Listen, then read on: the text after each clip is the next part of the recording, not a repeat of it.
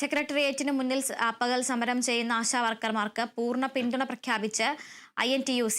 UDF സമരത്തെ പിന്തുണയ്ക്കുമ്പോൾ INTUC ഒപ്പം നിൽക്കാതിരുന്നത് ചർച്ചയായിരുന്നു. അതിനിടെയാണ് ഇപ്പോൾ പിന്തുണ പ്രഖ്യാപിച്ച് INTUC എത്തിയിരിക്കുന്നത്. പ്രതിപക്ഷ നേതാവ് VD സതീശന്റെയും KC വേണുഗോപാലിന്റെയും അഭ്യർത്ഥന മാനിച്ചാണ് പിന്തുണ എന്ന് INTUC പ്രസിഡന്റ് R ചന്ദ്രശേഖരൻ പറഞ്ഞു. സമരം അവസാനിപ്പിക്കാൻ അടിയന്തരമായി ചർച്ച ചെയ്ത് നടപടിയെടുക്കണം എന്നാണ് INTUCയുടെ നിലപാട്. INTUC ഈ കാര്യത്തില് ഒരിക്കൽ പോലും ഈ സമരത്തെ തള്ളി പറഞ്ഞിട്ടില്ല. വ്യക്തിപരമായി ഞാനോ എന്റെ സംഘടനയിൽപ്പെട്ട ആരും.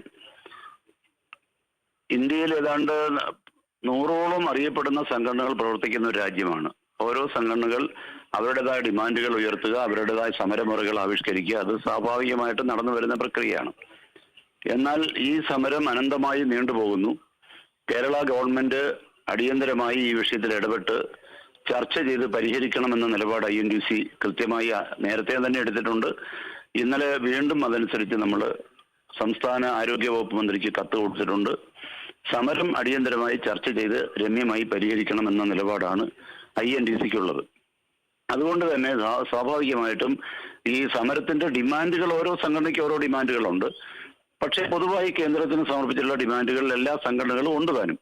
അപ്പൊ വ്യത്യസ്തമായ ഡിമാൻഡുകൾ ഉയർത്തിക്കൊണ്ടുള്ള ഒരു സമരം എന്നുള്ള ഒരു വ്യത്യാസം ഈ കാര്യത്തിൽ എല്ലാ സംഘടനകളും തമ്മിലുണ്ട്. അത് നിലനിർത്തിക്കൊണ്ട് തന്നെ ഈ സമരത്തിന് എല്ലാവിധ ധാർമ്മിക പിന്തുണയും കൊടുക്കാനാണ് INTUC തീരുമാനിച്ചിട്ടുള്ളത്.